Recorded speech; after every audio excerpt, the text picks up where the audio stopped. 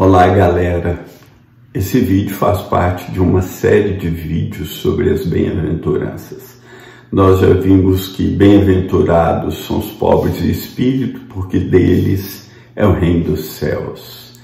E vimos que as bem-aventuranças não são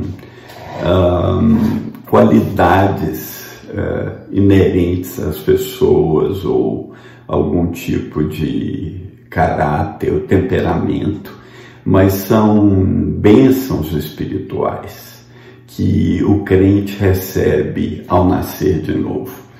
É claro que eles vão se manifestar em nossa vida na mesma proporção que nós estamos andando cheios do Espírito e que temos o Espírito operando na nossa vida, porque são uma obra do Espírito Santo na vida do crente. Então, o vídeo de hoje vou começar com bem-aventurados que choram, porque eles serão consolados.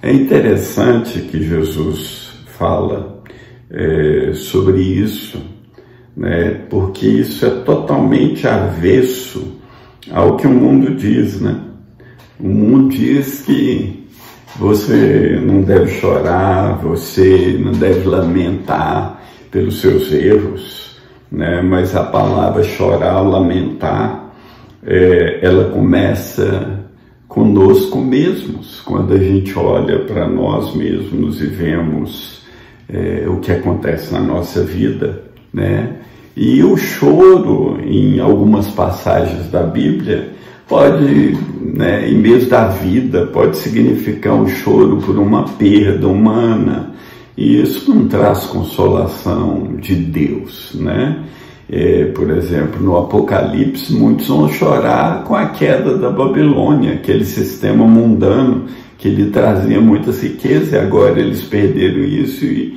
eles vão chorar, porque perderam sua fonte de renda.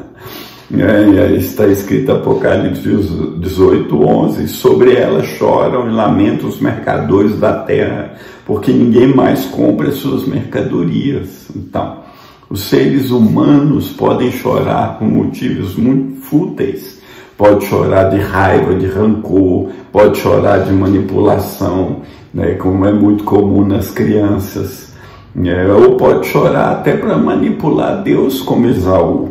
Hebreus 12 diz que ninguém seja fornicador, profano como Esaú, que por uma refeição vendeu o seu direito de primogenitura, porque bem sabeis que querendo ele ainda depois herdar a bênção, foi rejeitado, porque não achou lugar de arrependimento, ainda que com lágrimas buscou isto.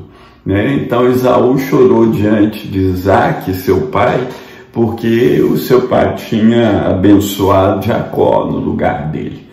É claro que existe muito choro na nossa vida por motivos lícitos ou naturais, por perda de um ente querido, tal, mas isso não se encaixa nessa bem-aventurança que Jesus falou. Na igreja moderna, essa bem-aventurança ela não está muito em posição de destaque. O que está em destaque é o riso, a alegria, que muitas vezes pode ser fútil, Aplaude-se a alegria, mas procura-se minimizar o choro, pois o mundo moderno é lugar dos que choram, mas dos que são alegres e felizes, dos vencedores, dos que alcançam seus sonhos e são aplaudidos. Isso a gente vê todo dia.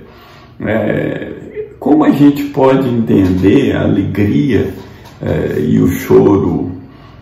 Porque a alegria também é um fruto do Espírito Santo, e como ela pode ser confrontada com essa bem-aventurança? A alegria do crente ela é indizível, não dá nem para dizer, ela é cheia de glória, ela vem do interior que é tocado pelo Espírito Santo. Então o choro e a alegria fazem parte dessa dicotomia cristã, como a pobreza e a riqueza, com os pobres de espírito também são bem-aventurados, ou que para ser forte você precisa ser fraco. Então isso são os mistérios de Deus, né? O choro, mas o choro aqui, nessa bem-aventurança, ele é bem espiritual, ele é segundo Deus, é um choro produzido pelo Espírito Santo e que leva ao arrependimento, que leva a pessoa a se quebrantar quando se trata da nossa própria vida. É um choro de bater no peito, de pedir misericórdia, é um choro de contrição pessoal, é uma tristeza segundo Deus, como Paulo ensinou aos Coríntios. Ele diz: eu me alegro não porque vocês ficaram tristes, mas porque vocês ficaram tristes para arrependimento, pois foram entristecidos segundo Deus, de maneira que por nós não padeceste dano em coisa alguma, porque a tristeza segundo Deus opera arrependimento para a salvação, da qual ninguém se arrepende, mas a tristeza do mundo opera a morte. Porque quanto cuidado não produziu isso mesmo em vocês, que, segundo Deus, ficaram tristes. Que apologia, que indignação, que temor, que saudades, que zelo, que vingança. Em tudo mostraste estar puros nesse negócio. Então essa tristeza aqui, segundo Deus, vai levar ao arrependimento e vai trazer salvação e vai trazer mudança. Na Bíblia, muitos contemplaram Deus na sua santidade, na sua glória, e viram a sua pequenez, a sua pecaminosidade. E todo mundo na Bíblia que viu a glória de Deus se humilhou tremendamente, como Daniel, Isaías, João. Ninguém que viu a glória de Deus saiu simplesmente pulando de alegria, sempre se quebrantou. Quando a gente faz um autoexame real e verdadeiro, nós somos levados a chorar por nossos pecados e fraquezas. Paulo nos exorta a fazer isso durante a ceia do Senhor. Ele diz: examine-se, pois, o homem a si mesmo, assim coma do pão e beba do cálice. Olha o que Martin Lloyd Jones escreveu: o crente, pois, vê-se obrigado a perguntar de si mesmo: o que há em mim que me leva a agir dessa maneira? Por que me deixo irritar tão facilmente? Por que tenho tão mau temperamento? Por que não sou capaz de controlar-me? Por que aninho esses pensamentos maldosos, invejosos e ciumentos? O que está vendo comigo? Ao fazer essas perguntas, o crente chora por sua situação e pede socorro ao Senhor.